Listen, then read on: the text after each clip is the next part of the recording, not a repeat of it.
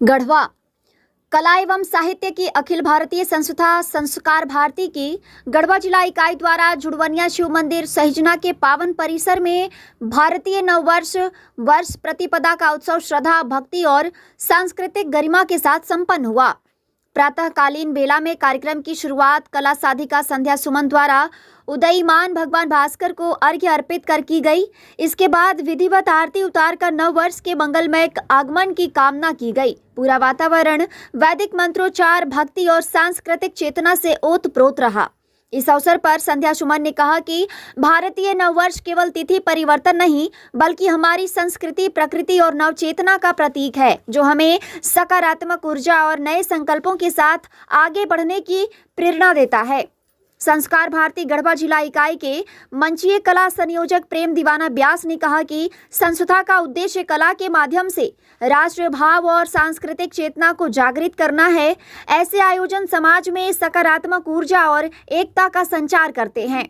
संस्कार भारती झारखंड प्रांत के कला धरोहर संयोजक नीरज श्रीधर स्वर्गीय ने वर्ष प्रतिपदा को भारतीय संस्कृति की आत्मा बताते हुए कहा कि इसी दिन सृष्टि की रचना का प्रारंभ माना जाता है, इसलिए यह दिन अत्यंत पवित्र और गौरवपूर्ण है। उन्होंने नई पीढ़ी तक परंपराओं को पहुंचाने का आह्वान किया।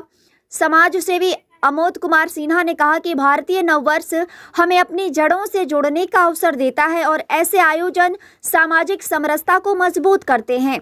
कार्यक्रम में बड़ी संख्या में कला साधक एवं कला प्रेमी उपस्थित रहे। अंत में सभी ने भारतीय नववर्ष को सांस्कृतिक एकता और नवचेतना के प्रतीक के रूप में मनाने का संकल्प लिया।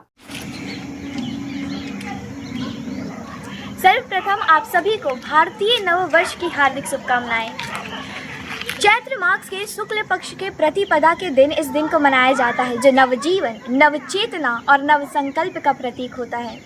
इस दिन भारतीय इसलिए मनाते हैं क्योंकि यही वो दिन का आरंभ होता है जब कई सारे वृक्षों में कोपले खिल जाती है, पुष्प अपने वातावरण को सुरभित और सुशोभित करती है।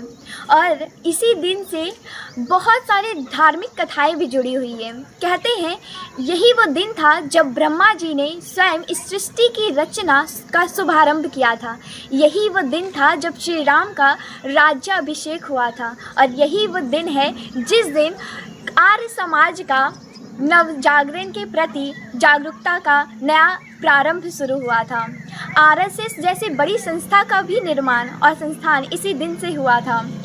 कहते हैं कि यह दिन बहुत ही युगों युगों में बहुत सोच समझ के आते हैं।